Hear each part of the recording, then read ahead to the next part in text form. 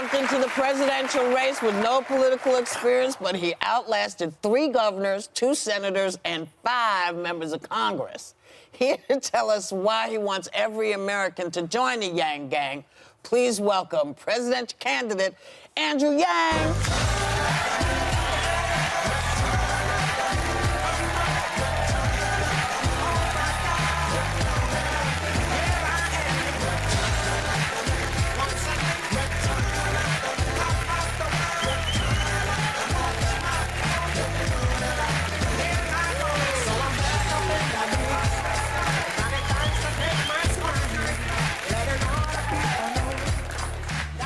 Welcome back. It's great to be back. Thanks for having me. Good to see you, man. Of course. Plus, my wife is backstage, and she's a big fan, so this is a thrill. Well, she's coming on after you. Yeah, she's not just backstage. She'll be joining us on the panel. But before she comes out, we got to get to Iran, because that is really the issue that the world is talking about.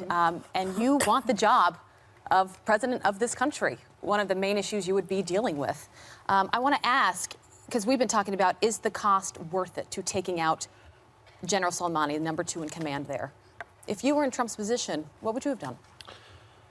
75% of Americans do not want a war with Iran. So we should not be responding disproportionately in a way that elevates the conflict and tension in the region. We need to bring Iran back to the table and invest in a diplomatic solution. So you wouldn't have killed him? I would not have, no. I think it was a mistake. But, you know, it's interesting that they actually assassinated the guy. He's a terrible man, I get it. But they assassinated him in full view of the world. Don't they usually do these, secretively when they assassinate a head of state, as he might be considered, since he was a general? Yeah, that's why it was so disproportionate. Why would they do that? Well, the story seems to be that a number of options were presented to President Trump, and he chose the most dramatic option that even the military leaders would never have expected him to choose. Why, does that help him in some way? Well, ordinarily, apparently they're presenting these extreme solutions to try and direct him towards something more reasonable, but in this case, he chose the most extreme. And that's not the way we should be making decisions, particularly when our soldiers' lives are at stake. So do you think this is one of those wag the dog moments that what people are talking about? Well, I certainly hope you would never have made this. You know what that means, right? Where you start a war to distract? Yeah, go ahead. I certainly hope you would never have made this kind of decision for political goals. I think it was a mistake, and hopefully we can pull Iran back from the brink and, again, bring everyone to the table. All right. Mr. Yang, one of the concerns with President Trump for me since day one is that he has no foreign policy experience. Obviously, he was a failed businessman. You also you're a successful businessman. You're a businessman, but you don't have foreign policy experience. And given that it seems that tensions are rising, or at least it's been escalated, how do you think the American people can trust another businessman? I think Americans are looking for a commander-in-chief with the right temperament, judgment, and values. I would push the power to declare war back to Congress, where it belongs in our Constitution. We've been in a constant state of armed conflict for almost 20 years, and that's not the will of the American people. When I'm out campaigning across the country, people say we need to end the forever wars and bring our troops home, invest those resources right here at home. We spent over $6 trillion in the Middle East. Think about what that could have done for our families and communities over the last number of years. And I've been meeting with thousands of veterans who, when they come home, are still struggling with health issues, PTSD, trying to find jobs and opportunities. It's not just the resources, it's the human cost. Would you put people in the military in your cabinet or with military experience? Of course. We need to have people at the highest levels of government who have that kind of experience. Well, we had General Mattis. Unfortunately, he's not there anymore. He was the voice of reason. And what he said was that if you invest more in diplomacy, you have to spend less on ammunition, and that's exactly where we should be heading. That's right. He did say that. He did say that. So I mentioned at the beginning that you have outlasted many Washington insiders running for the nomination, yet somehow you're not getting the same kind of coverage. Are you okay with that? Is it easier to do what you need to do outside of the glare of people saying, well, why isn't he here when he should be here? Or this one's here and you're not here and you're the... Is it just easier to just do what you're doing? Because people seem to hear what you're saying. They're asking smart questions, and they don't seem to have the same distaste for you as a candidate as I've seen, with so many others. Well, the fact is Americans have been looking for some kind of change for years now. And it's not just this past cycle with Trump and Sanders, it's even Barack Obama's victory in '08. We can recognize that our politicians and our government in D.C. are years behind the curve in terms of addressing the real challenges that we're seeing around us every day. And that's one reason why I'm doing so well. It's certainly not that the media has been fueling my rise, though full credit to you all, because you all have been an exception to this. I've been incredibly grateful for being able to come here on the show. Well, your Like all the fundraising numbers candidates. alone, you should be treated in the same capacity. I think you only raised $9 million less than Joe Biden. I mean, I do think the hashtag Yang Blackout is something that was real, but I am a numbers guy, I agree. Our numbers are congratulations. polling But a little low. the media keeps talking about the lack of diversity in the Democratic field, and you were the only person of color who was, just give me a second, that were qualified for the last debate. Is being an Asian man not diverse enough for the media? I don't understand why you're completely excluded from this. well, search me on this. Okay. But I'm very proud to be the first Asian American Yeah. man to run for president as a Democrat. I'm the son of immigrants myself, and I certainly think that my perspective on the American dream is something that we should all be very, very proud of. My father grew up on a peanut farm in Asia with no floor, and here I am running for president.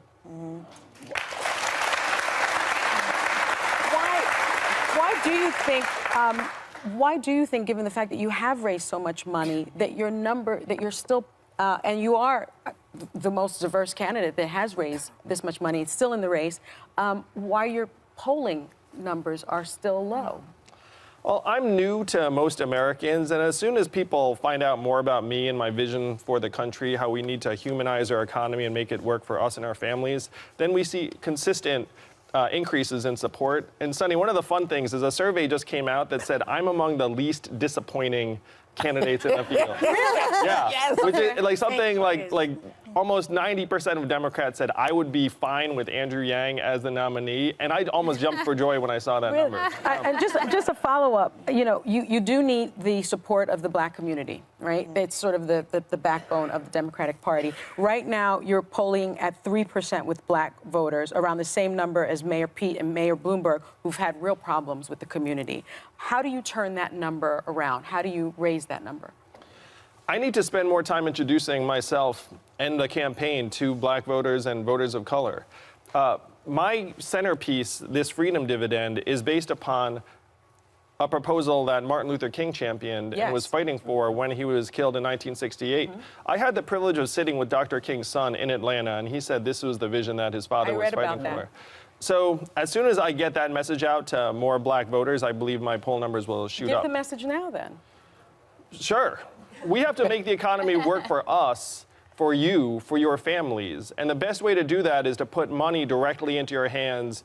Dr. King championed a guaranteed minimum income for all Americans, and that is exactly what I'm fighting for. A dividend of $1,000 a month for every American from the age of 18 until the day you die. This And would how will remake that our work? economy around us and our families. How is that going to help us? Explain. How's that going to help, or how does it work? Well, both. both. I mean, how does Where'd you get the money explain from? You threw it out there. Amazon. What is it going to do? So What's it going to do? Whoopi's not wrong. So we have $1 trillion tech company, Amazon, that's paying zero in taxes, less than everyone here in this room and everyone watching this at home. And Maybe the whole Amazon's, country put together. Amazon's closing 30% of our stores and malls. Yeah. Most common job in the country is retail clerk. Average retail clerk's a 39-year-old woman making between $8 and $10 an hour. So if we get Amazon to pay its fair share, and Google, and Facebook, and Uber, and Apple, we can generate hundreds of billions in new revenue, put it into our hands, So you're similar and to build a Elizabeth trickle-up Warren in many economy. ways, because she wants to take money from the very wealthy. He wants to Same take it from idea. tech, He though. wants to take it from I want to take it from tech, and the main distinction tech. between me and Elizabeth is I just want to give the money to us, because I think that we are better able to solve our own Versus problems versus government. Directly. Directly. Okay. Yeah. So,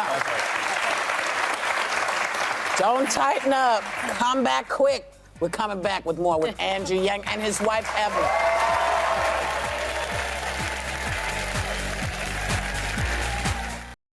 Hey, we are back with Andrew Yang, and joining him is his wife, Evelyn Yang. Well, yeah, her last name might be Yang. Yeah. Evelyn. Hi, Evelyn. Welcome to the table. Yeah. So much for having me. Thank you. You're a beautiful couple, I must say. So, may I call you Evelyn? Yes. Okay.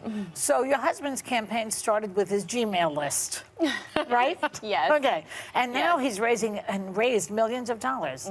What do you make of this? I mean, it's an amazing thing. He has all these Yang Gang people out there rooting for him, and he started really with very little.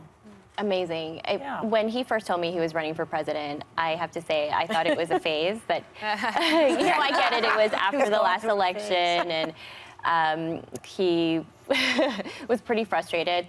But I think this is his passion coming through. Like he convinced me when he started talking about the solutions that he had for the country, and I was like, these solutions should exist. Like, this is a good message, but maybe you don't have to be the one to deliver it. And, you can go out there, you can deliver it, and people will pick it up. When candidates start entering the race, they'll see that these are really practical, doable solutions that can improve the lives of everyday Americans. And he said, all right, well, I'm not so sure about that, but let's try. Let's try it. And it's resonating. Yeah. And that's the reason why he's come so far. I think people can also tell that he's also a really genuine person. You know, what you see is what you get. We get that. Yeah, you don't always see that in politics. Right. You We're guys- not, he's not a politician. I love, and people find it very refreshing, and it's a great American story. And I think what this country is all about. What I love that you Democracy. both do is you share personal experiences, and you share your life and your family with this country. You have two beautiful children. Christopher, your older son, is on the autism spectrum, and you talk about that, and you hope to help other people. How did that diagnosis change your family and change just the way you think about things? Well, first of all, Christopher is so awesome. He's just a wonderful kid. And he made us parents, but he also made us better people. And we talk about all the time how grateful and how blessed we are to have our two beautiful children. And, the diagnosis is always difficult because you don't imagine, when you imagine your children, you don't imagine this for them. And then it happens, and, for far too many Americans, they're faced with this reality and they don't have the resources that they need to get their child the support that he or she needs. And we're very lucky to have those resources. So it's been really important for us to kind of share our story and just spread this awareness so that people know that it's much more common than you think. I mean, Andrew talks about all the time how atypical is the new typical. We all know someone who's neurologically atypical or has a disability or special need.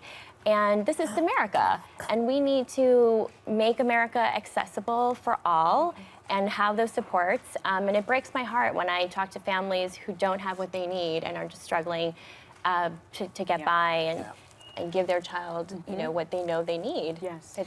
Yeah. Well, Evelyn, you sound like a first lady to me right now. But I will say, if that doesn't end up happening, if you don't end up taking it to the top, Mr. Yang, I have said on the show numerous times, my husband and I like to play fantasy campaign football, and you are my dark horse VP pick. I've seen some pictures of you and Joe Biden. If it ends up being him together, you guys look pretty cushy. If you were asked to be vice president, would you accept that role? And would you, in turn, accept being the, second lady, Evelyn? Well, I'm here to help solve the problems that affect us all that we're leaving for our kids. If that's as president, great. If that's in some other capacity, also great, because we all need to do more to help build That, the country.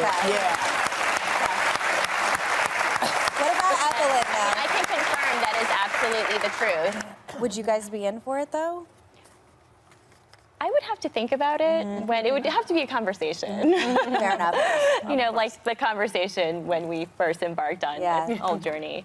When people thank me for running, I say thank my wife, one, for letting me run, and for two, sacrificing so much while I've been on the road. So thank you, baby. It's for a good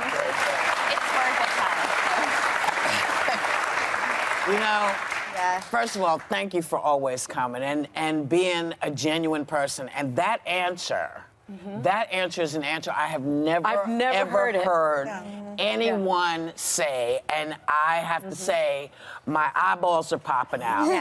And I'm thrilled to hear you say it's about making the country better. Yeah. It's not about me winning. yeah. It's And I'll do about what I can. I'll Yeah. do my. I Because just. everyone says, I'm running Yeah. for president. Right. I'm the best. Thank you. I'm the best. Well, you know what? Thank you. You're pretty great. Our thanks to Andrew and Evelyn Yang. We'll be back. I'm trying to find this.